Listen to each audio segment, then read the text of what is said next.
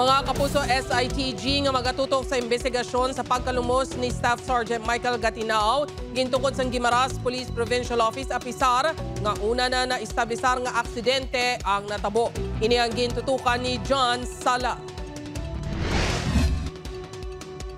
Natumod na nga aksidenteng natabo kay Staff Sergeant Michael Gatinao, ang pulis nga assigned sa Nueva Valencia Municipal Police Station nga napatay sa nahulog sa ginasakyan nga motorbangka samtang ginalaga sa mga illegal fishers sa kadagatan nga sakop sa barangay Giwano, Nueva Valencia sa Oktubre 16 ang gabi. Apang nagpatukod sa gihapon sa Special Investigation Task Group ang Guimaras Police Provincial Office nga magatutok sa investigasyon sa natabo. Para sa mga establishment natin, Sir thoroughly na-clear ang tanan nga situation para wala nila sang doubt sa aton nga report, sir, nga ipag-submit natin sa regional office.